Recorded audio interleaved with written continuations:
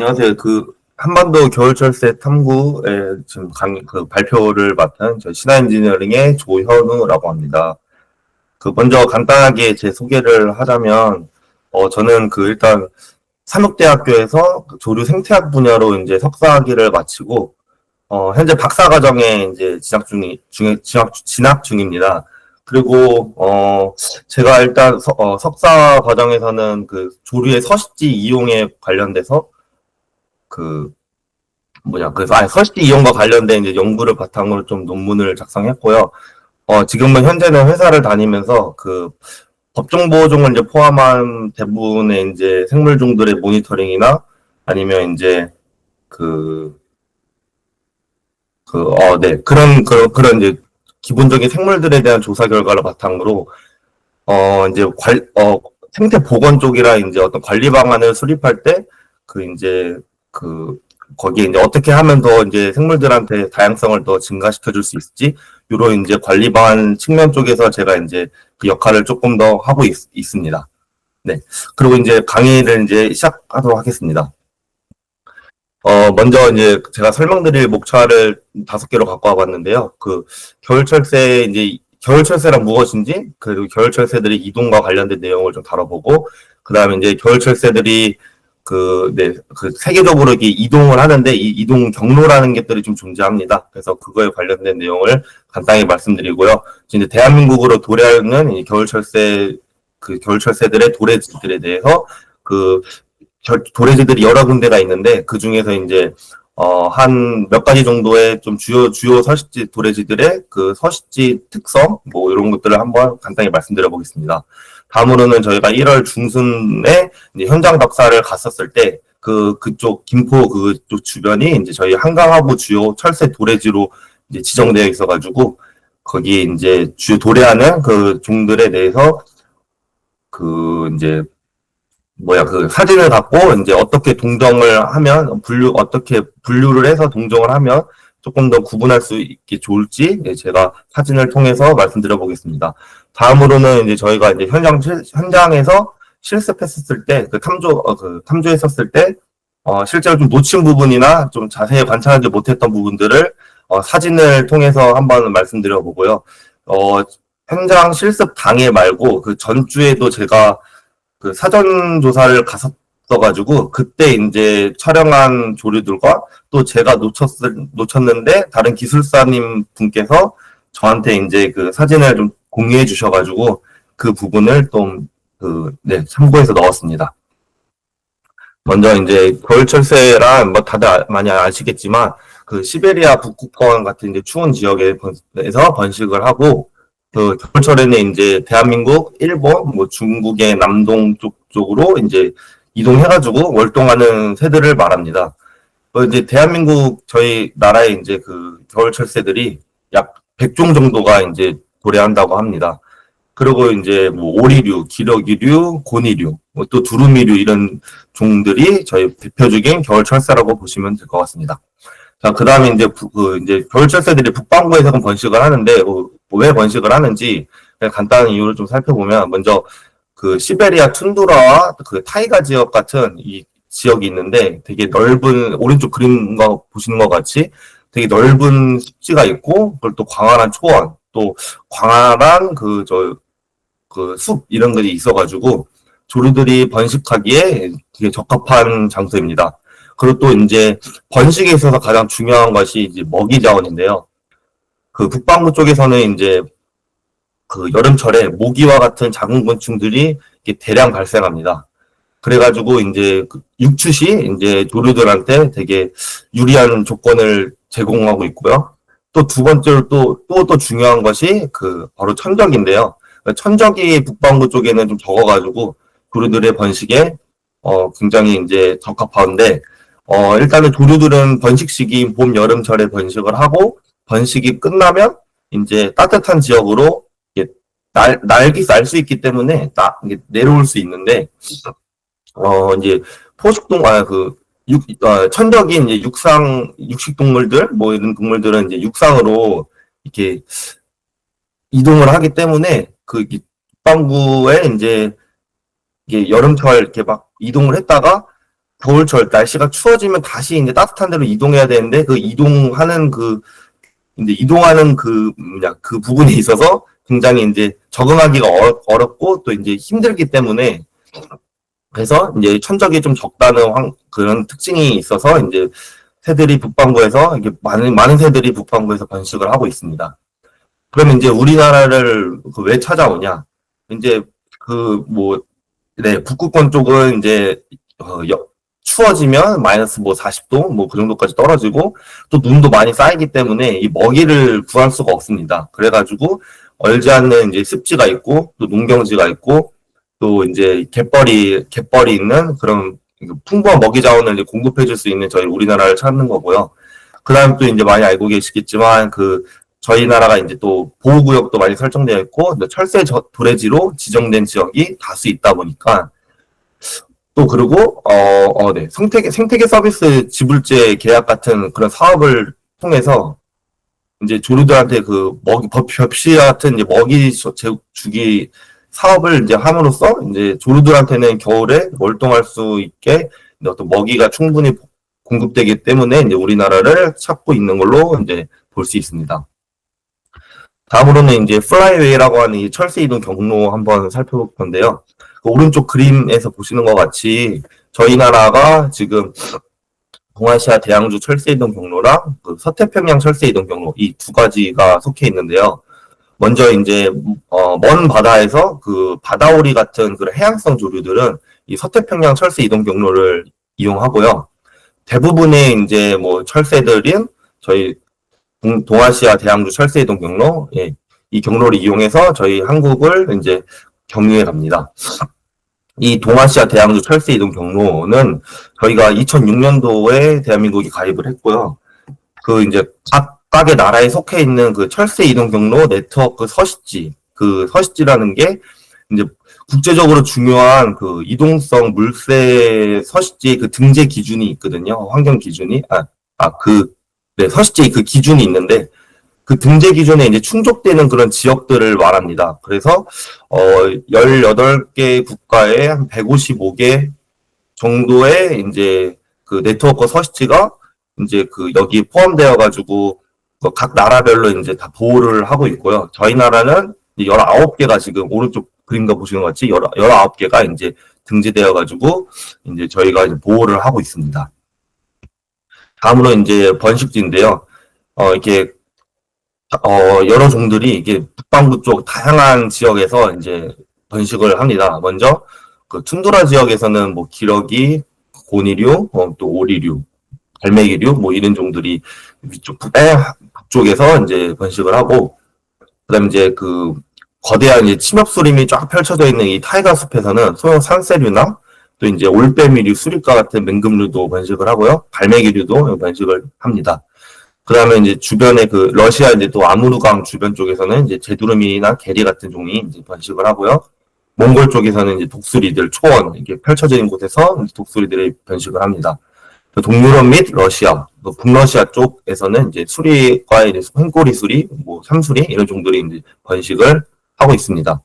이렇게 보시는 것 같이 이게 각각의 종들은 이 진화 과정에서 이렇게 특정 환경에 맞게 이제 진화를 했는데, 그러니까 얘네들이 이제 선호하는 이제 먹이 환경이나 어떤 기후 이런 거에 영향으로 자신들이 이제 원하는 그런 서식지들에 각각 이제 선호해가지고 이제 이렇게 서식하고 있다는 것을 볼 수 있습니다.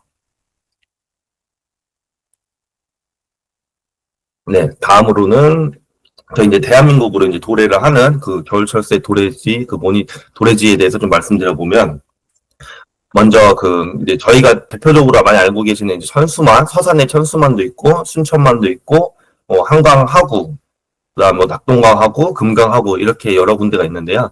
200개 정도가 지금 2024년 기준으로 되어 있고, 이 200곳의 도래지에 대해서 저희가 이제 월동 물새류들의 지역별 분포 변동 어떤지, 또 종별 개체수 변동 어떤지, 또 멸종위기종이 현황은 또 어떤지 그런 파악하기 위해서 그 국립생물자원관에서 매달 같은 날 뭐 3일 안에 이제 같은 날 조사를 할 수 있도록 하는 겨울철 조류 동시 센서스를 이제 실시하고 있습니다.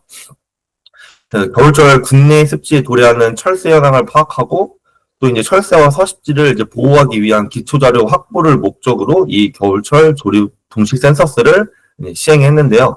1999년도부터 69개소에 도에서 그 매년 1월에 이제 전국적으로 조사를 실시했고요. 2014년부터는 200개 지역으로 조사 범위를 확대했다고 합니다. 2014년도에는 조류 인플루엔자에 대응하기 위해서 물새들의 분포 변화사가 어떤지 또 현황은 어떤지 이런 거에 좀 또 정밀하게 좀 조사가 필요해가지고 2회 조사로 늘어났습니다. 그리고 2021년부터는 4회 조사, 11월, 12월, 1월, 2월 이렇게 해가지고 4회 조사를 실시하고 있습니다. 다음으로 이제 주요 도래지들을 제가 이제 이렇게 뽑아봤는데요. 이 중에서 이제 노란색으로 표시된 좀 주요 도래지들에 대해서 그 지리적 특성이나 이제 그 주요 종들 관련돼서 이제 간단히 말씀드려 보겠습니다. 먼저 이제 강원도 철원입니다. 이 철원의 철새 도래지는 그 철원 평야가 이제 넓게 펼쳐져 있어서 넓은 논, 또 습지 발달이 잘 돼 있고요. 또 중요한 게 이제 땅 속에서 그 따뜻한 물이 계속 흘러나와서 겨울에는 또 이제 얼지 않아 이제 조류들한테 물도 제공해주고 먹이자원도 계속 제공해주는 이제 먹이터 역할로 굉장히 좋은 특징을 갖고 있습니다. 그 다음으로는 이제 창녕 우포늪은 그 이제 대한민국 최대의 자연 배후 습지입니다. 그리고 이제 넓은 면적과 불규칙한 지형, 또 원시적인 저층립의 모습을 갖고 있고요. 이 지역은 계절별로 그 수생식물도 다양하고 또 그에 따른 조류들도 다양해가지고 되게 생물 다양성이 이제 풍부한 지역입니다. 또 이제 여러 이제 람사르 습지로 지정돼 있고 또 이제 습지 보호 지역 이렇게 지정되어가지고 관리를 받고 있고요. 이제 중요한 게 이쪽 지역에 창녕 쪽에 그 따오기 보건센터가 있는데 멸종위기 2급종인 따오기가 2008년도부터 그 보건 사업을 시작해가지고 2019년도에 이제 첫 방사를 했다고 합니다. 그래서 2019년도부터 현재까지 방사된 개체 수를 제가 조사해 보니까 한 340마리 정도가 자연에 방사됐다고 하는데 한 절반 개체가 이제 생존하는 걸로 추정하고 있다고 합니다. 다음으로는 서산에 있는 천수만입니다. 1984년도에 그 천수만 일대에 이제 그 방조제가 이제 들어서면서 그 원래는 갯벌 지역인 곳들이 이제 그 물이 막힘으로써 이게 인공 담수호가 됐는데 이게 간월호랑 분암호 이 두 가지 담수호가 생겨났습니다. 또 이제 주변에 대규모 농경지들이 이제 구성되었고요. 그리고 이 지역의 특징은 또 이제 그 서해의 영향으로 같은 위도의 이제 내륙 지방보다 조금 더 온도가 높다고 합니다. 그리고 이제 또 수심이 얕은 그런 서식지들이 좀 있고, 그리고 또 논습지가 좀 많이 발달되어서 이제 먹이를 구하기 쉬워서 많은 철새들이 대규모로 모여드는 곳이 이제 서산의 천수만입니다. 다음으로는 순천만을 말씀드려보면 순천만은 그 남해안에 위치해 있고요. 세계적인 연안습지이며 넓은 갯벌과 갈대밭이 발달이 잘 되어 있습니다. 바다와 강이 만나는 그 하구 특성으로 다양한 생태 환경을 조성하고 또 그에 따른 풍부한 먹이 자원이 있습니다. 그리고 이제 또 순천만에서 중요한 게 또 흑두루미인데요. 흑두루미가 1999년도에 이 순천만에서는 80개체 정도가 있었다고 합니다. 근데 지금 현재 요번 2024년도에 조사한 결과를 바탕으로 봤을 때 한 8,000마리 정도의 흑두루미가 도래해서 쉬고 있다고 이제 자료를 확인해 왔습니다. 그래서 이제 이렇듯 이거 흑두루미들이 이제 많이 도래할 수 있었던 게 이제 순천만의 그 이제 습지를 복원하고 보호하고 계속 관리를 했기 때문에 이제 이렇게 멸종의 기종의 흑두루미가 많이 찾아올 수 있었다고 합니다. 다음으로 이제 창원에 있는 주남 저수지인데요. 주남 저수지는 그 이제 그 가창오리랑 여기 뭐 주요 대부분의 이제 철새들이 이제 많이 1980년대 그때부터 이제 이런 조류들이 이제 월동을 많이 하기 시작하면서 이제 그때부터 철새 도래지로 이제 좀 각광받고 있었다고 합니다. 그래서 우리나라에 이제 아직 람사르 습지로 지정은 안 됐지만 그 기준을 되게 상회하는 그런 최대 내륙 습지로 이제 평가받고 있습니다. 그 주변이 이제 확 트여 있어서 이제 철새들의 이동도 굉장히 이제 그런 이동이 좀 쉬운 그런 환경을 갖고 있다고 합니다. 다음으로는 부산의 을숙도, 그 낙동강 하구인데요. 이 지역은 넓은 갯벌, 또 모래토, 갈대숲이 이제 있고, 또 수심이 얕아가지고, 월동 조류들한테 먹이를 구하기도 쉽고, 또 서식처도 제공하고, 또 은신처 제공하고, 이런 특징들이 있습니다. 또 이 지역의 그 중요한 특징 중 하나가, 이제 철새 이동 동아시아 대양주 철새 이동 경로. 이 경로상에서 중요한 위치에 있어가지고 이 철새들의 중요한 그 중간 기착지 역할을 해서 이제 되게 좋게 평가를 받고 있는 지역입니다. 다음으로는 이제 마지막에 김포의 이제 한강 하구를 설명드릴 건데요. 이 한강 하구 쪽은 서해와 연결된 하구 지역이고 담수와 해수가 만나는 그 기수역입니다. 주변엔 넓은 갯벌이 있고 또 이제 그 21년도에 24번째로 람사르 습지로 지정되어 있는 그 장항 습지라는 게 있는데 장항 습지 같은 이런 주변에 강변 주변에 습지가 이렇게 많이 잘 발달되어 있습니다. 그리고 또 이제 근처에는 또 김포가 인접해 있어가지고 이제 김포에서 또 넓은 농경지가 또 이제 제공이 되죠. 그래서 넓은 농경지가 분포해 이제 새들의 잠자리나 그것도 이제 피난처 역할을 제공하고 있습니다. 네, 다음으로는 이제 저희 1월 중순에 이제 저희 현장 실습을 갔던 그 김포 쪽에 주요 도래하는 한강 하구 쪽 주요 관찰종에 대한 그 표로 이제 어떤 종들이 많이 도래하는지 이런 걸 좀 제가 정리를 해놓은 거고요. 2022년과 23년도 겨울철 조류 동시 센서스를 기반으로 제가 이제 한번 정리를 해놓은 겁니다. 이제 이거는 현장에서 저희가 탐조하기 전에 제가 설명드렸었는데, 이렇게, 이제 한 번만 설명드리면 조금 헷갈릴 수도 있어가지고, 이제 좀 주요한 것들 위주로만 조금 빠르게 좀 한 번 더 말씀을 드려보고 넘어가겠습니다. 먼저 이제 저희가 기러기를 굉장히 많이 봤는데요. 다 큰 기러기랑 새 기러기를 봤습니다. 그래서 이제 큰 기러기는 부리 앞쪽을 보셔야 되는데, 이제 부리 앞쪽에 검은색 부리에 주황색 띠가 있는 이 모양이 있으면 이제 이 색상이 있으면 이제 큰 기러기로 보시면 되고요. 그다음 새 기러기는 주황색 부리입니다. 약간 연주황색 부리고 이제 성조가 앞에 흰 띠가 있고요. 이마에 그리고 이제 배 쪽으로 검은색 가로 줄무늬가 있습니다. 근데 유조는 또 가로 줄무늬가 없습니다. 그래서 부리를 보고 이제 판단하시면 더 좋을 것 같습니다. 그 다음에 넘어가서 두루미들은 제두루미랑 두루미 이렇게 확인하시면 될 것 같습니다. 그다음 이제 할미새과에서는 이제 백할미새는 눈까지 앞쪽으로 이어진 선이 있다. 안락할미새는 선이 없다. 이걸로 구분하시면 조금 쉬울 것 같고요. 하천 주변에서 많이 관찰되는 종입니다. 다음으로는 그 가마어지 많이 알고 계시는 가마어지인데요. 민물에서 보시는 애들은 대부분 민물 가마어지라고 보시면 되고요. 그냥 가마어지는 해안가, 이제 절벽, 해안가 쪽에서 많이 관찰되는 종입니다.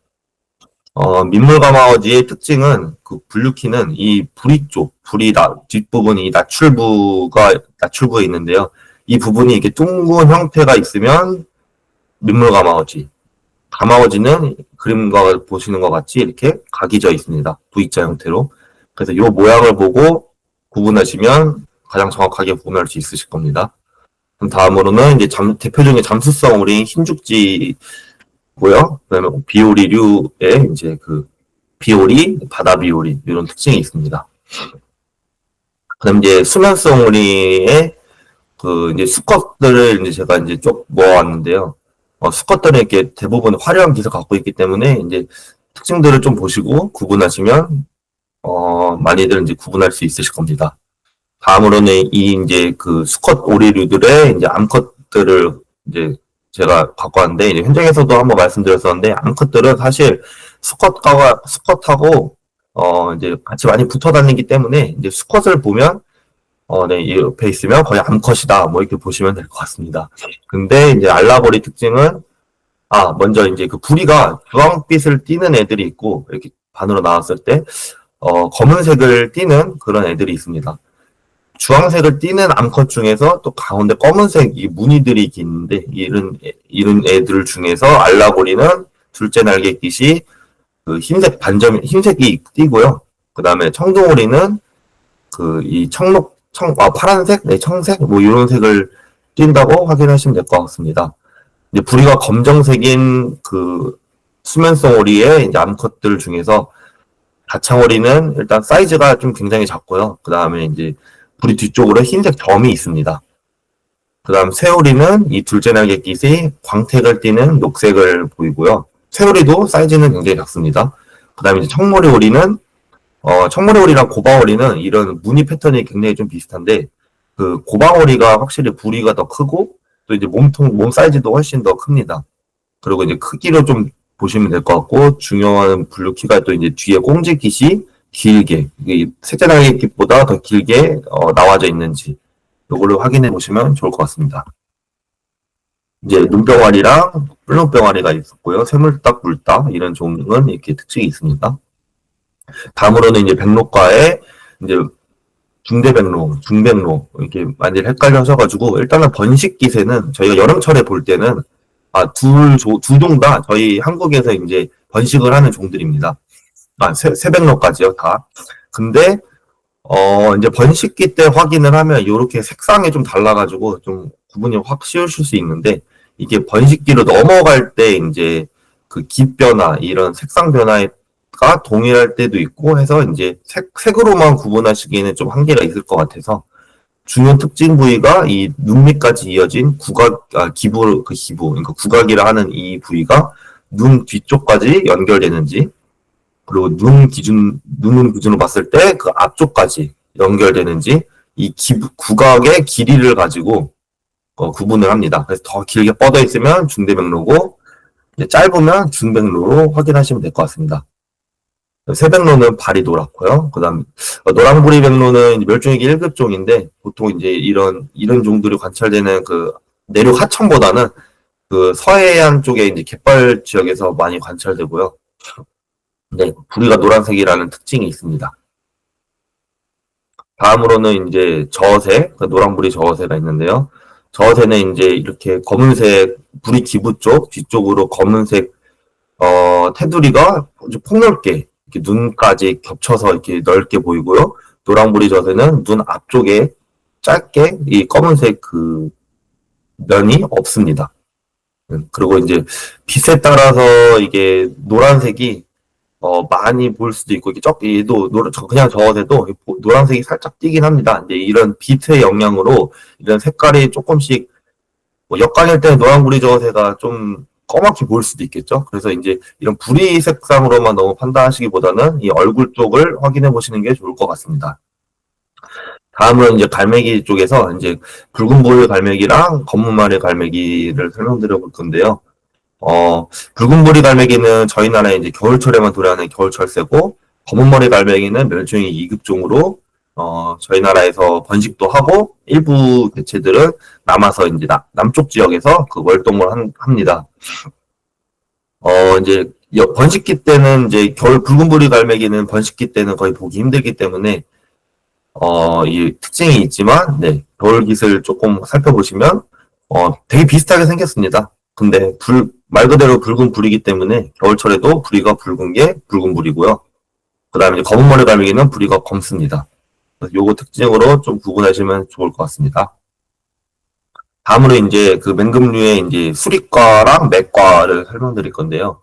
그 먼저 특징이 이제 수리과는 이게 보시는 것 같이 되게 폭넓은 날개 갖고 있고 이제 끝이 이렇게 갈라져 있는 이런 칼깃이라고 하는 갈라져 있는 날개를 갖고 있는 애들이 수리과의 특징입니다.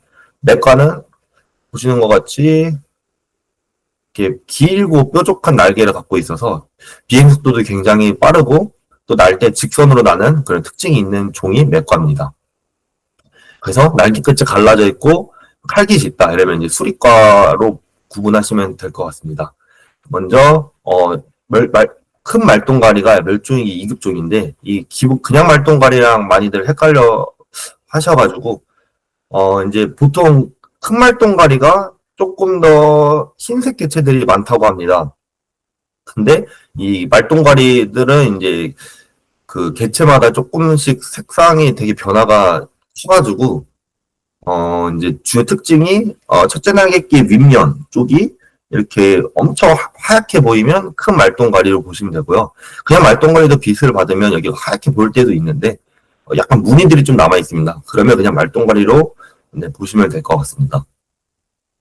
다음으로 이제 저희 겨울철에 많이 관찰되는 참매 새매랑 그 다음에 이제 그 붉은배 새매, 이제 조롱이 여름철에 저희 나라에서 번식을 하는 이렇게 종이 있는데요. 얘네들의 일단 이름을 보시면 뒤에 이렇게 매가 붙는데 매과가 아니고 수리과입니다. 왜냐하면 이 날개깃을 보시면 활깃이 이렇게 있습니다. 그래서 이제 얘네들은 수리과고요. 먼저 참매의 특징은 새매보다는 사이즈가 좀 더 크고 그 눈썹선이 굉장히 진하게 나타나 있습니다. 새매는 약간 연하게 나타나 있고요. 그 다음에 붉은배 새매는 그 주요 특징이 난막입니다. 이 코 쪽에 주황색, 진한 주황색이 띄고 있는 게 붉은배 새매의 특징입니다. 그리고 조롱이는 다른 종들에서는 조금 약한 이 눈태가 노란색 눈태가 굉장히 진하게 보이는 게 이 조롱이들의 특징입니다. 먼저 저희가 이런 종들을 볼 때 보통 이제 앉아있는 것보다는 비행하고 있는 때를 많이 관찰하는데요. 비행할 때 먼저 주요하게 분류하는 게 이 칼깃의 개수입니다. 그래서 칼깃이 4개면 붉은배 새매고 5개면 조롱이, 6개가 그 새매랑 참매입니다. 그래서 먼저 칼깃이 몇 개냐를 구분하셔서 이제 아닌 거는 이제 지워 나가고, 그 칼깃이 같은 6개 있을 때는 이제 안에 그 날개 쪽 안쪽이 줄무늬의 그 형태나 좀 색상 그리고 이제 흐릿하고 뚜렷한 정도 이런 걸 가지고 또 정확하게 동정을 합니다. 네. 그 다음으로 이제 맥과 이렇게 새우리기는 저희 나라 여름에 볼 수 있는 여름철새고요. 번식을 합니다. 그리고 이제 매랑 홍조롱이는 텃새로 항상 볼 수 있는 종들이고요. 저희 그 다음에 이제 산세류 쪽에 이제 집박이과 개똥집박이랑 노랑집박이를 많이 현장에서도 많이 봤었는데 개똥집박이는 흰색 배 바탕에 검정색 띠무늬가 나타나 있고요. 그 다음에 눈썹선이 흰색으로 진하게 보이실 겁니다. 근데 이제 노랑집박이는 말 그대로 이름이 노란빛을 띄어가지고 흰색 배 바탕에 노란색 전무늬들이 많이 있고요. 눈썹선도 보시면 약간 노란색에 흰색 불무늬, 약간 노란색 흰색이 이제 섞여 있는 그런 눈썹 형태를 볼 수 있을 겁니다. 그 현장에서 그때 왜 개똥집박이냐라고 이제 질문을 해주신 기술사님 분이 계셔가지고 제가 좀 찾아봤는데 이 개똥이라는 뜻이 옛날에 이제 흔하게 좀 볼 수 있는 약간 요런 뜻이 있대요. 그래서 흔하게 볼 수 있는 그런 집박이다. 뭐 이렇게 해서 이제 개똥집박이라는 이름이 붙여졌다고 합니다. 다음으로 이제 되새과 콩새랑 미라부리가 있고요. 또 이제 방울새 저희가 봤던 되새도 봤는데요. 되새는 이제 가슴 쪽이 주황색이 굉장히 잘 보이고 머리가 또 검맣게 보이는 이런 종입니다. 그 다음에 이제 박새. 이 박새과는 이제 여러 방면으로 볼 때마다 이제 주요 특징들이 다 있어가지고 좀 구분을 알고 계시면 좋을 것 같습니다. 그 박새과에서 이제 전면 쪽을 배 쪽을 보시면 이렇게 넥타이 띠 모양으로 길게 있으면 박새고요. 턱받이 모양의 약간 옆으로 넓게 하고 밑으로는 길지 않으면 진박새. 쇠박새는 되게 얇은 코수염 느낌의 얇은 검은색 띠가 있으면 쇠박새 이렇게 구분하시면 되고요. 옆면을 봤을 때는 이 윙바라고 하는 날개 윗면에 이 흰색 줄무늬 선이 1개냐 2개냐 없냐라에 따라 구분할 수 있고 뒤통수는 흰색 점이 있고 또 이제 없고로 따라서 구분할 수 있습니다. 네, 다음으로는 이제 붉은 머리 오목눈이도 관찰했고, 네, 머리가 붉고 이제 꼬리깃이 긴 게 이 오목눈이과의 특징입니다. 그 다음에 이제 검은 이마 직박구리는 앞에 말 그대로 이마가 검고 또 등면은 올리브색에 노란색을 띠고 있는 게 특징입니다. 검은 이마 직박구리는 원래 한국에서 보기 드문 그런 텃새였는데, 그 철새였거든요. 여름 철새. 근데 이제 그 날씨가 따뜻해지면서 이제 조금 내륙 쪽으로 더 많이 올라오면서 이제 개체수가 더 많이 증가했다고 합니다. 다음으로는 딱따구리과의 이제 청딱따구리는 색상이 다르기 때문에 구분이 하실 수 있고 새딱따구리도 이렇게 사이즈가 굉장히 작고요. 그 다음에 이제 약간 갈색빛을 띄어서 구분이 되실 수 있는데 이 오색 딱따구리랑 큰 오색 딱따구리의 주요 분류키가 이 오색 딱따구리는 등면에 이 흰색 반점이 크게 있냐, 그리고 배 앞쪽이 줄무늬가 없습니다. 그래서 그냥 앞뒤로 흰색이 크게 있다.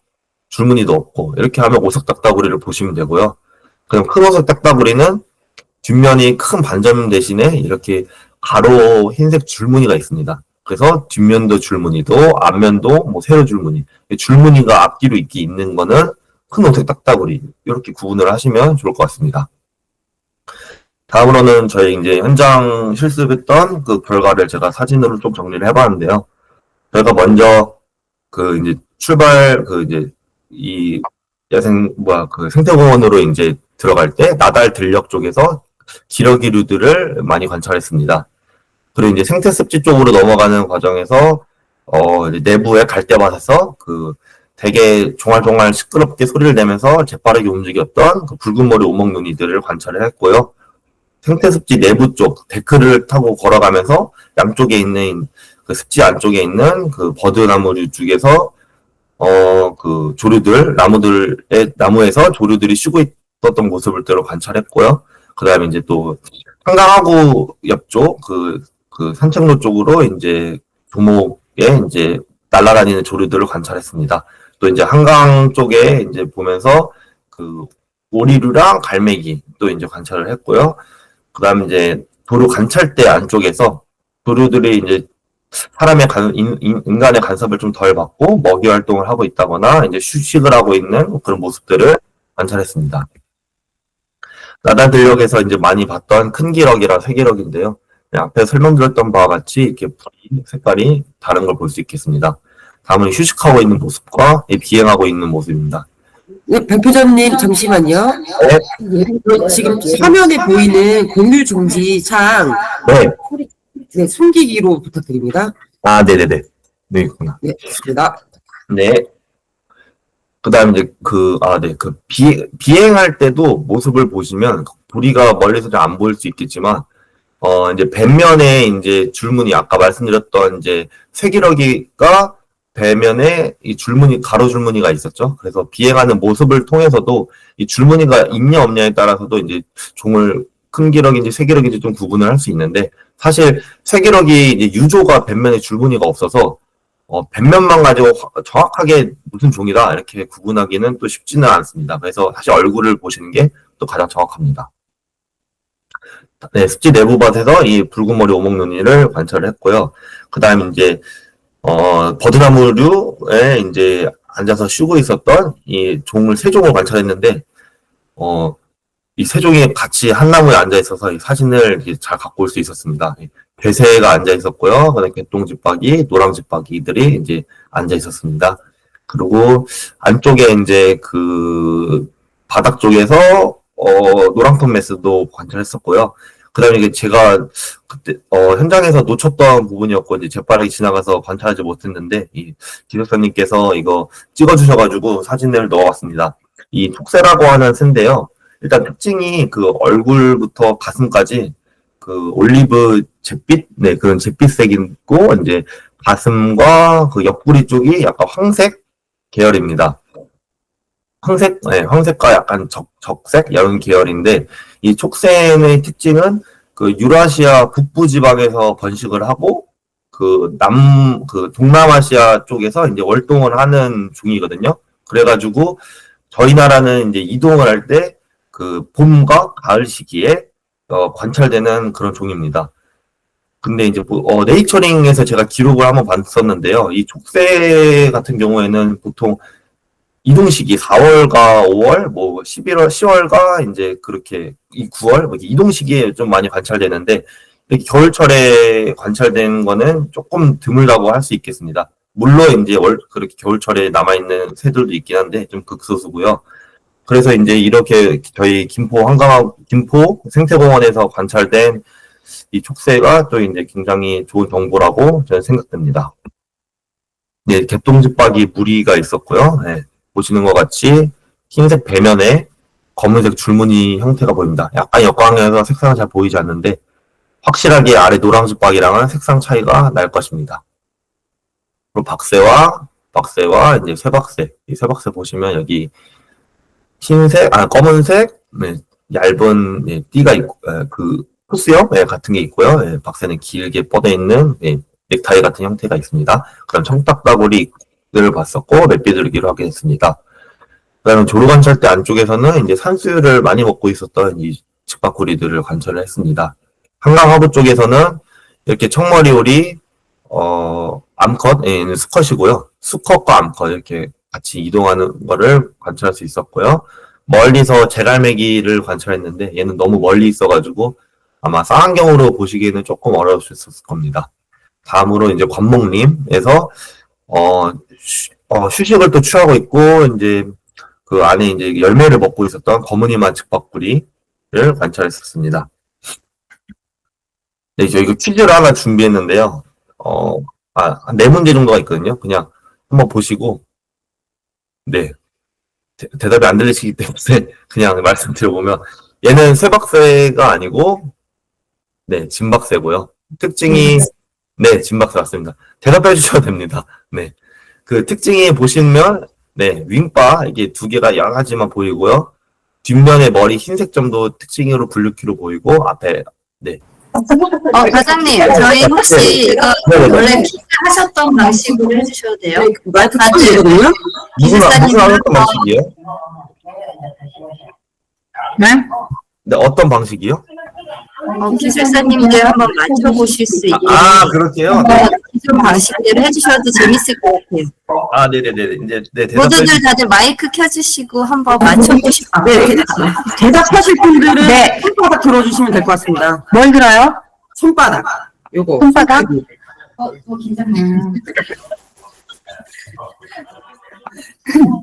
근데 죄송한데요. 그 발표 중에 죄송한데요. 혹시 화면에 오른쪽에 이렇게 그 얼굴은 안 보이나요? 네. 안 보여요. 네네네, 알겠습니다. 보입니다. 저는 이게 보이는가요? 얼굴이 안 보여서. 일단 넘어가겠습니다. 다음, 네. 네. 네, 그림은 이제 뭘까요? 고방어리가 맞죠? 고방오리. 고방오리. 네, 고방어리 맞습니다. 이게 수컷과 암컷을 일부러 같이 갖고 왔는데요. 네, 이렇게 답이 나오는 거 아니에요? 네, 맞습니다. 얘는 맞추는 걸로 맞췄으면 제가 했습니다. 고방어리는 특징이 뒤에 꼬리기. 게 특징입니다. 목 뒤에 올라가는 선. 네, 맞습니다. 꽁짓기 여기. 네, 꼬리기. 네, 여기에 특징이 있고요. 암컷도 보시면 엄청 길게 나타나 있습니다. 다음으로는 네, 보시면 큰 기력일까요? 네. 맞는지 아닌지. 네, 맞습니다. 김명선님 해주셨습니다. 이게 보시면 여기 앞에 흰색 띠가 없잖아요. 근데 부리가 주황색인 게 특징인 게 이게 그럼 유조일까요? 성조일까요? 유조, 성조. 유조. 네, 맞습니다. 이게 앞에 흰색 띠가 없어가지고 이제 유조고요. 네, 흰색 앞에 이게 띠가 있는 게 성조입니다. 그래서 이 흰색 띠만 보고 이제 외웠던 김명선 기사님 손대셨는데. 그게 안 보여요, 저한테. 아. 이게 화면이 안 보여요, 그게. 오른쪽에 원래 얼굴하고 화면이 김명선 기사님. 네, 유조로 맞췄었어요. 그래요? 네. 네, 감사합니다. 제가 그게 안 보여가지고. 그 다음 넘어가겠습니다. 마지막이고요. 네, 이거 한번 초록색 맞춰주시겠어요? 싹다구리. 네, 맞습니다. 그 혹시 그러면 혹시 수컷인지 암컷인지 아시겠습니까? 일단 수컷이 네, 맞-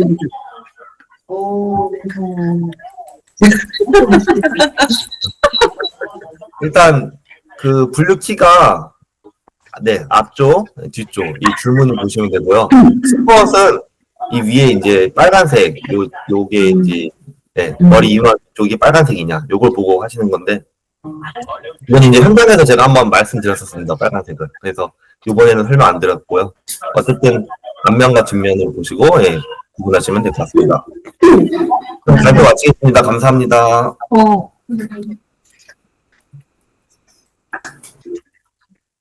김나은님 보겠습니다. 박정환 교수님 손 드셨습니다. 네. 질문 질문? 그 혹시 저 질문해도 돼요? 잠시만요. 노래 공유 꺼도 되나요? 네, 꺼도 됩니다. 아 그래요? 네 잠시만요. 미안해요. 네.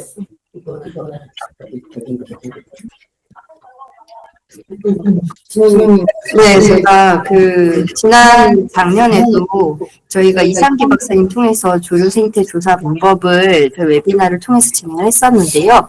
요 2025년도에는 또 현장 답사랑 또 연계해서 이렇게 교육 내용을 연계해서 저희가 진행해 보니까 확실히 현장에서 확인했던 조류들을 저희가 식별을 다시 한번 해보고 또 그 철새 도래지라는 측면에서도 이론적인 내용과 저희가 전반적인 내용들을 들을 수 있어서 이 부분 저희 그 조은우 과장님께 한번 자리에 대해서 일단 감사 말씀드리겠습니다. 그리고 저희가 이번에 또 이제 많은 질문들이 대기하고 있는 상황입니다. 한번 저희 궁금하신 부분들 한번 질문을 제가 사전에 한 5개 정도 미리 드리긴 했는데 이번엔 또 관심들이 워낙 많으시니까 온라인 상에서 지금 즉흥적으로 한번 질문들 다들 한번 주시고 손 들고 말씀 주시면은 저희가 순서대로 진행을 하도록 하겠습니다.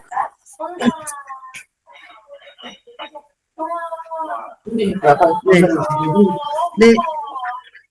들리세요? 저희 지금 손 드신 기술사님 제가 파악해 볼게요. 김다미 기술사님 한번 저희 질문 부탁드립니다. 우리가 새를 동정할 때에 네. 보통 맹금류는 특히나 아래에서 우리가 배 쪽만 쳐다보잖아요. 날갯기라고. 네, 맞습니다. 그런데 저는 이제 맹금류 정말 모르겠고 어렵던데 그 중에서 특히 최근에 겨울 철새로 오는 게 말똥가리들이 많이 오는데 네. 큰 말똥가리하고 말똥가리는 진짜 아래에서 쳐다보고 어떻게 동정을 할까요? 아, 네. 그 아래에서 쳐다봤을 때는 사이즈로 이제 많이 보신 분들은 보통 또 사이즈로 보고 하시는데 큰 말똥가리가 한 날개편 길이가 대략 말똥가리에 비해 10에서 15cm 정도? 조금 더 크다고 합니다. 그래서 사이즈를 갖고 구분하시는 이제 그렇게 구분을 하는 것도 있는데 사실상 정확한 분류키는 아까 말씀드렸던 것처럼 그 날개 윗면입니다. 그래가지고 얘네들이 이제 조금 내려왔을 때 이게 턴을 할 때 그런 거를 이제 기준으로 그 첫째 날개끼 윗면 거기에 이제 색상을 보고 이제 그게 가장 정확한 분류키라고 합니다. 그럼 윗면을 못 볼 때 아래에서 보기만 할 때는 관찰했을 때는 어떻게 나중에 동정을 할 수 있을까요? 그러니까 이게 우리가 다 이게 네. 내려앉은 걸 볼 수 없잖아요. 맞습니다. 그래서 이제 사실 그 새들이 갖고 있는 그런 분류할 수 있는 그런 키들이 있잖아요. 근데 그 말똥가리는 이제 큰 말똥가리랑 비교했을 때 이제 색상하고 사이즈랑 이제 그 날개 윗면을 보통 갖고 비교를 하는데 이제 그런 비행을 하고 이제 쑥 지나갔을 때는 정확하게 이제 동정을 하기는 이제 힘들 거라고 저는 생각을 합니다. 근데 요번에 이제 제가 다른 이제 국립공원에 계신 박사님들한테도 여쭤보고 했던 내용인데요. 이제 개체의 색상 변이도 굉장히 다양하고 그렇기 때문에 가장 정확하게 분류할 수 있는 분류키가 날개 윗면이라고 해서 그거를 보고 구분을 해야지 이제 오차를 줄일 수 있다. 왜냐하면 멸종의 기종이기 때문에 섣부르게 이제 종을 동정하면 안 된다고 이제 하셨습니다. 네. 네, 감사합니다.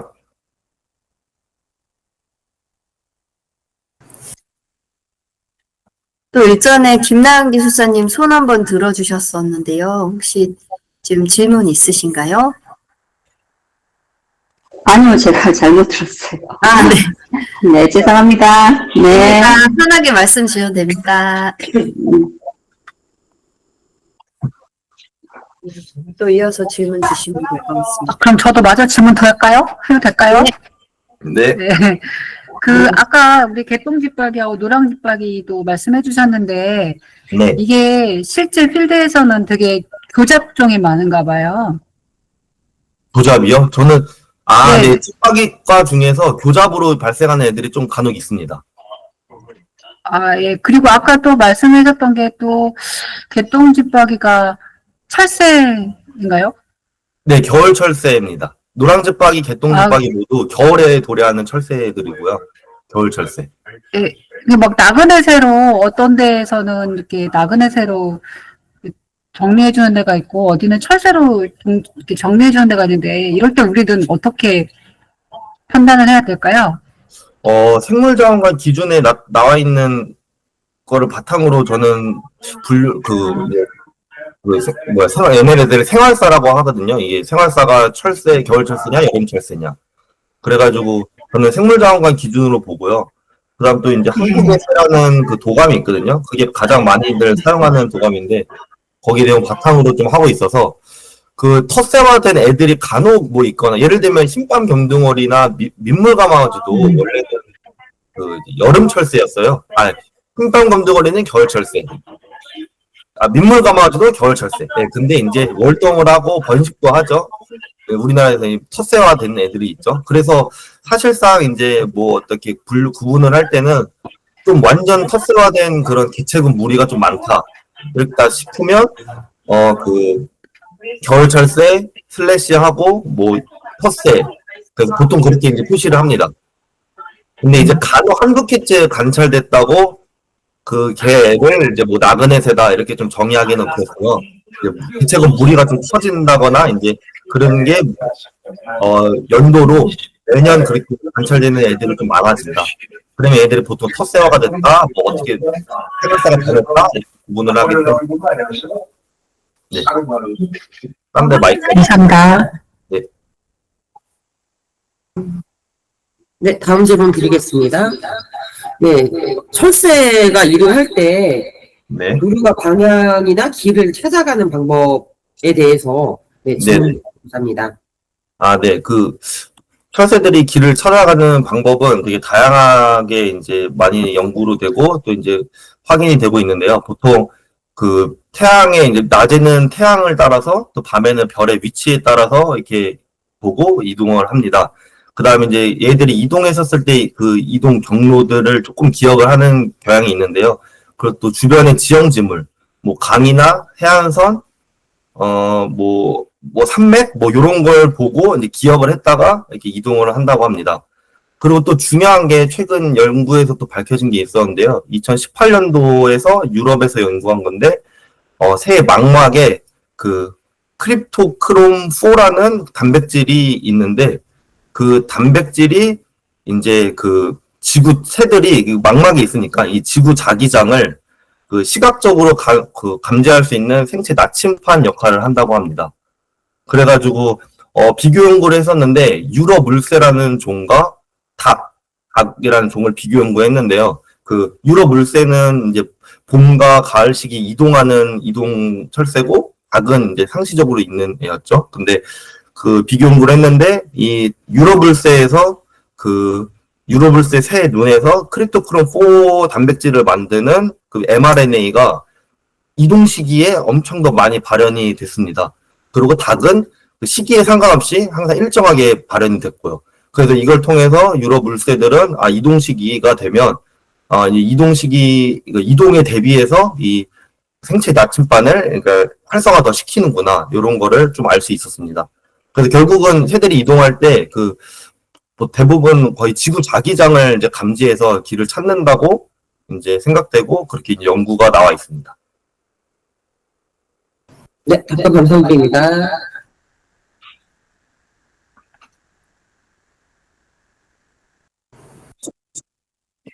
네, 다음 질문 드리도록 하겠습니다. 발표 우선은 감사히 잘 들었습니다.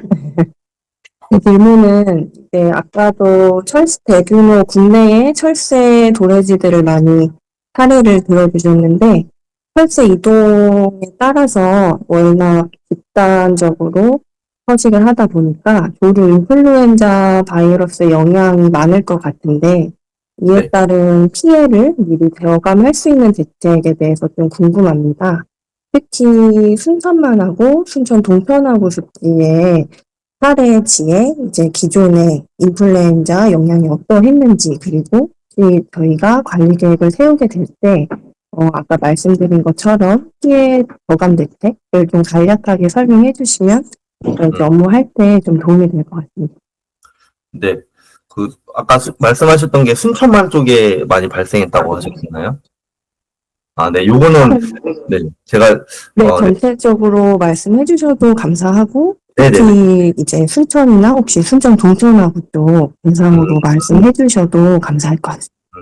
네. 그쪽 지역에 대해서는 제가 좀 알고 있는 게 없어가지고, 그거는 제가 하고, 전체적인 그냥 큰 틀에서 말씀드렸습니다. 네네네.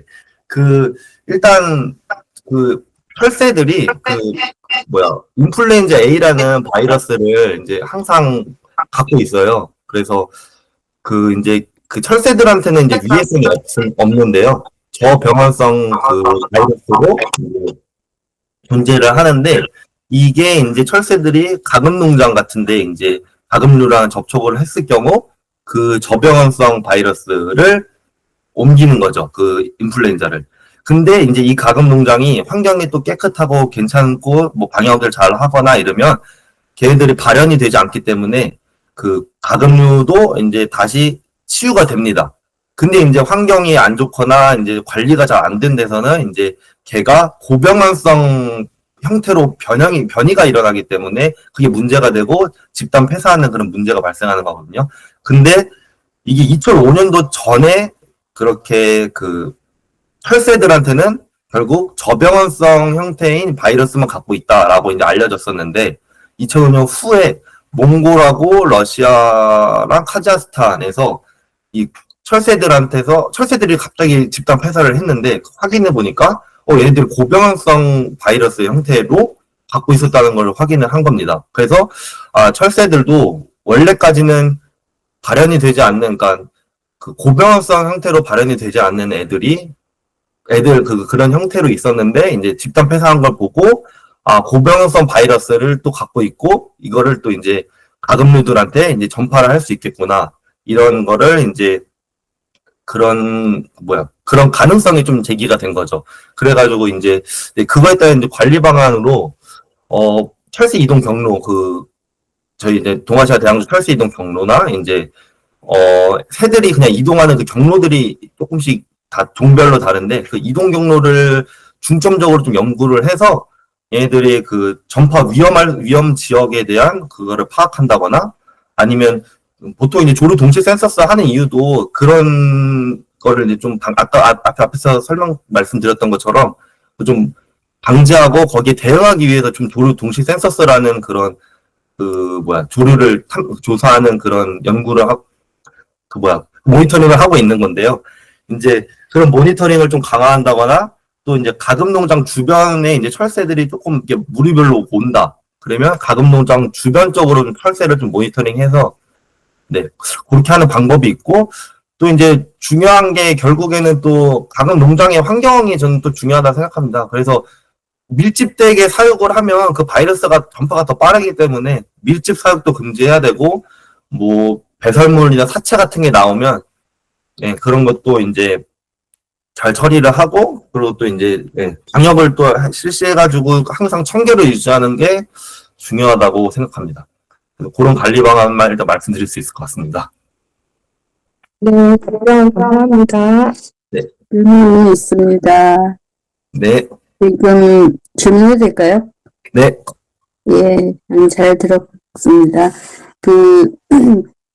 공항 같은 경우에 조류 충돌 사건이 있었잖아요. 네. 우리가 조류 서식지 조성하고 할 때 이제 공항 주변이 많은데, 한강하고도 그렇고요. 그럴 경우에, 뭐, 어려운 얘기지만, 조류 충돌을 방지할 수 있는 대책이라면 뭐가 있을까요? 네, 이 부분을 조금 설명드리자면, 일단은, 이제 조류 충돌이 굉장히 문제화되고 이슈화되고 있는데요. 뭐, 가장 많이 또 하는 게 이제 방음벽에 이제 관련된 충돌 저감 방안이 이제 많이 나와 있고요. 평가 기준에서도. 근데 이제 공항부지 선정할 때는, 일단은 그 공항 쪽 관련돼서 이제 조류 충돌에 대한 그 저감 방안을 세우기 전에 일단 먼저 항상 정밀 조사가 먼저 선행이 돼야 되는데요. 일단 조류들은 이동을 하기 때문에, 날라서 이동을 할 수 있기 때문에 얘네들이 일단 뭐 개체군 그 크기, 물이 크기는 얼마 정도 되는지, 또 그 공항 주변 그 지역을 어떤 조사를 할 때, 뭐, 거기 그 주변에 취식지가 있는지, 휴식지는 있는지, 또 이동 방향은 어떤지, 그리고 비행 패턴, 그 패턴이 또 다르거든요. 그래서 패턴들은 또 얼마나 다른지, 그리고 주변에 번식지가 있고, 또 이제 종별로 그 단독으로 비행을 하는지, 무리로 비행을 하는지, 이런 엄청 다양한 다방면의 그 관점에서 이제 조사를 해야 되고, 그래서 이제 이 조사 결과를 바탕으로 제가 찾아보니까 전 세계적으로 공항 충돌 사고의 데이터가 있어요. 그 데이터를 기초로 해가지고 이제 그 평가를 한다고 합니다. 그래서 이제 그 평가 점수를 가지고 이제 이 지역에서 조류들이 얼마큼의 충돌 가능성이 있다. 요런 거를 이제 기준해서 평가를 하고 이제 분석을 한다고 합니다. 근데 그거에 따라서 그 해외에서는 이제 보통 저감 방안으로 이제 많이들 얘기하는 게 총 쏴서 하는 버드 패트롤이라고 하는 총 쏴서 이제 새들을 놀래켜서 날리는 방법이 있고요. 조류 탐지 레이더를 가지고 이제 하는 방법도 있고, 뭐 사이렌을 울리고 조명으로도 하고 불꽃으로도 이제 해서 분산시키는 방법이 있고, 또 주요 종들한테 GPS를 부착해가지고 얘네들의 이동 경로를 또 분석을 하고 그거에 따라서 대책을 마련하는 그런 것도 있습니다. 그리고 또 중요한 게 이 공항 내에는 사람이 없다 보니까 그 조류들이 되게 많이 이게 안쪽으로 들어올 수 있는 그런 요소들이 또 많아요. 그래서 넓은 들판이 있다거나 뭐 이제 뭐 그러다 보니까 이제 그 사람들도 많이 없고 이러다 보니까 그 곤충, 그 얘들의 먹이원이 되는 곤충 같은 게 또 많이 발생하고 이래서 그 먹이 먹으려고 또 오는 새들도 있거든요. 그래서 보통 관리 방안으로는 그런 그 곤충들이 이제 발생하지 않도록 제초제 같은 걸 사용해가지고 딱 죽이는 방법도 있고, 또 이 새들이 이동할 때 나무를 이렇게 건너건너 이렇게 이동을 하니까 이런 교목들 같은 수목을 이동하거나 또 아니면 제거를 한다거나 뭐 이런 방안도 있습니다. 그리고 이제 보통 또 이제 저도 좀 신기했던 게 길들여진 매를 이용해서 퇴치하는 방법이 있다고 하는데 스페인에서 한 연구가 있었거든요. 그래서 그 매를 가지고 새들을 분산시키는 방법도 있고, 또 이제 지금 좀 조금 간단하면서도 굉장히 좋은 것 중에 하나가 이 휴대용 레이저. 그 휴대용 레이저를 활용해가지고 이제 새들을 놀래켜서 이제 날리는 방법인데, 이게 레이저가 조금 위험한 게 잘못 쏴버리면 이제 그 운전하시는 기장님 얼굴에 또 쏠 수 있잖아요. 공항 비행기 내부로. 그래서 그거에 대해서는 이제 어떤 자격 기준을 갖고 있는 그런 사람들만 쏠 수 있게 하는 그런 방법이 있다고 합니다. 그래서 런던에서 이게 연구를 했었을 때 28% 정도가 조류 충돌을 감소했다고 합니다. 이 레이저를 사용해가지고. 그래서 이제 우리나라에서도 저희가 이제 무한 공항 사고 이후로 이제 그 사고 이후로 지금 이게 교통부에서 얘기 나온 게 열화상 카메라를 한 대 이상 다 지급하고, 그다음 조류 탐지 레이더를 무조건적으로 도입한다, 이런 얘기가 나왔고요. 그다음에 또 다른 관리 방안으로 음파 발생기를 또 단계적으로 도입한다. 새들이 또 청각적으로 민감하기 때문에 이 음파 발생기를 도입해서 이거 소리로서 이제 날리는 방법. 그리고 또 이제 조류 충돌 예방 인력을 상시적으로 2명 이상 근무시키게 한다는 것도 이제 정부에서 얘기 나온 거고요. 그다음에 이제 휴대용 레이저 같은 경우에는 저희 나라가 아직 그 사용을 이제 확실히 못 하나 봐요. 그래서 그거는 검토 단계에 있다고 네, 합니다. 그래서 그런 관리로 통해서 공항 내 부지 주변 좀 조류 충돌에 대해서 좀 저감할 수 있지 않을까 생각합니다. 네, 감사합니다. 네. 좋은 내용입니다.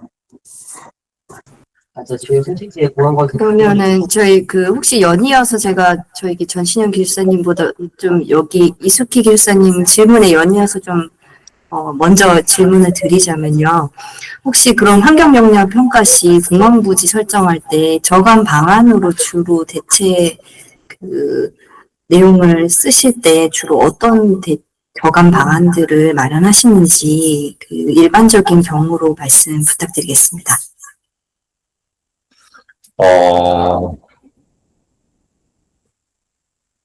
이게, 그러니까 제가 아직 공항 쪽 관련된 사업을, 아직 해본 적이 없어가지고, 이 부분에 대해서는 정확하게는 알지 못하는데, 보통 이제 방음벽 같은 이제 조류 충돌 관련돼서는 이제 어떤 관리 방안이 좀 기준이 딱 나와 있는데, 그 공항 부지 쪽에서는 이제 정밀조사 바탕으로 개체를 확인을 하고, 그거에 대한 이제 평가 쪽에서 이제 사용할 수 있는 거는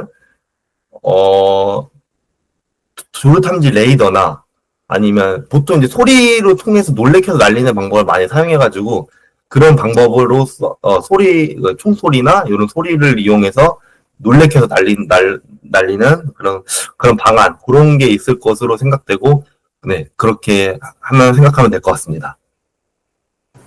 아, 네. 답변 감사드립니다. 네, 전신현 기술사님 손 들어주셨는데요. 또 저기 질문 부탁드립니다.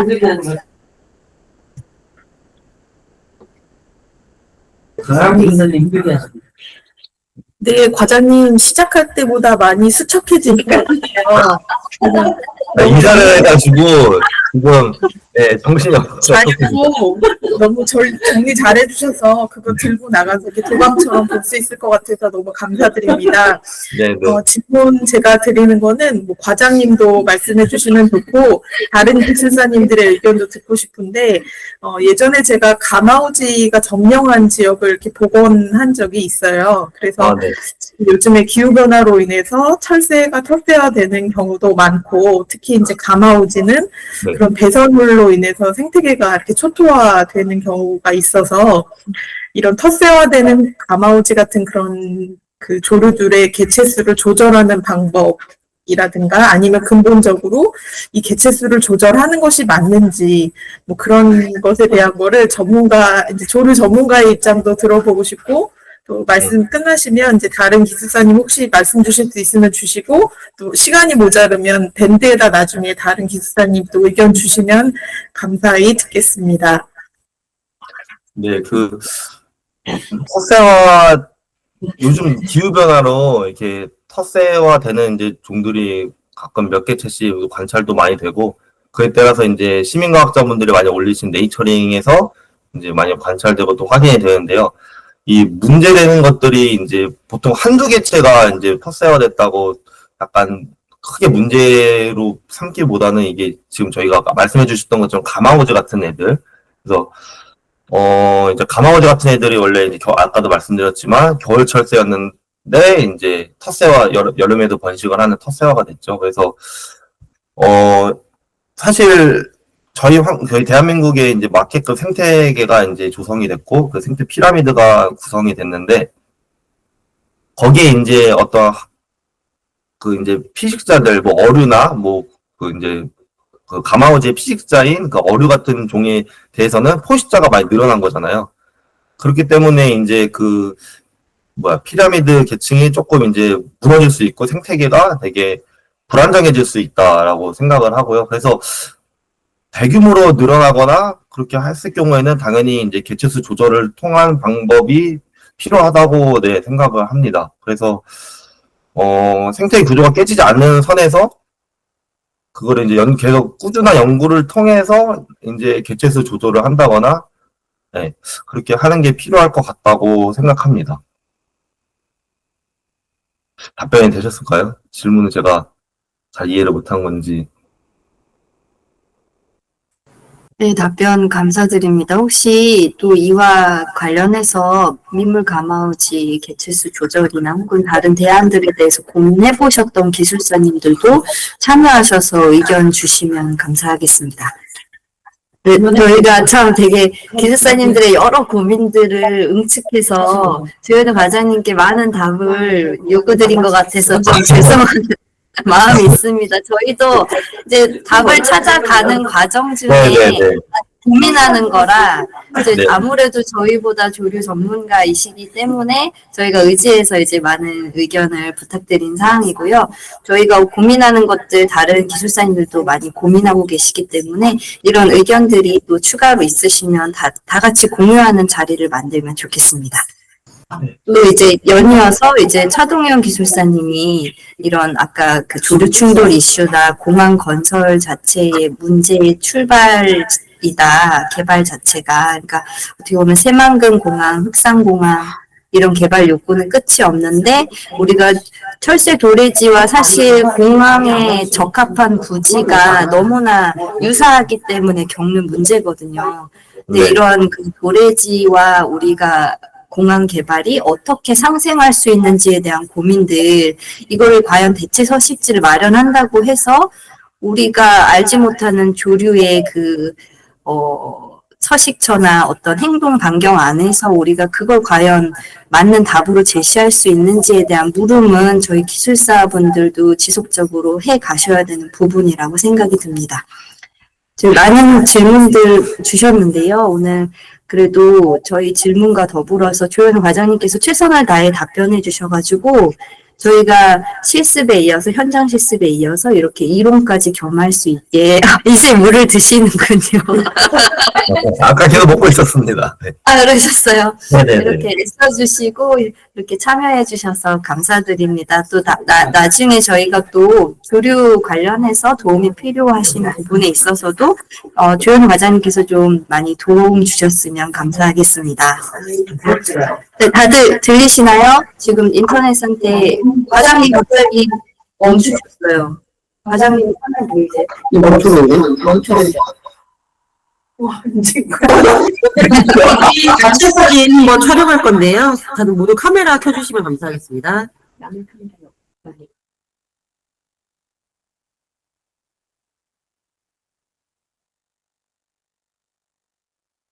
찍으신 거예요? 네, 촬영하겠습니다. 하나, 둘, 셋. 네, 오늘 되게 좋은 시간 저희 마련해 주셔서 네, 오늘 이렇게 뜻깊은 자리 마련해 주셔서 조현우 과장님께 감사드립니다. 다들 저희 박수 한번 부탁드리겠습니다. 박은희 기술사님 손 드셨는데요? 손 드셨어요? 박은희 기술사님 혹시 말씀 있으시면 마이크 켜고 얘기 부탁드립니다. 죄송해요. 잘못 눌렀습니다. 아닙니다. 저희 그러면은 조현우 과장님 지금 잠시 그 인터넷 연결이 원활치 않은 것 같은데요.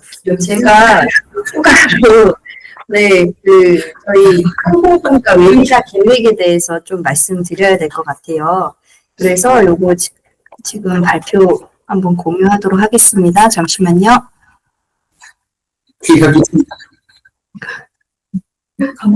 한약 추가해서 3kg 빠지고 4kg 제하셨어요. 잠시만요. 이게 제가 그러셨어요. 해치하신 거 알고 향하고 유익하네요. 네. 혹시 이거 공유 방법 좀 도와줄 수 있어요? 이런 파일을 켜놨습니다. 있다. 네. 감사합니다. 네. 저희 화면 보이실까요? 네. 잠깐만요. 제가 광고도 지우겠습니다. 숨기기.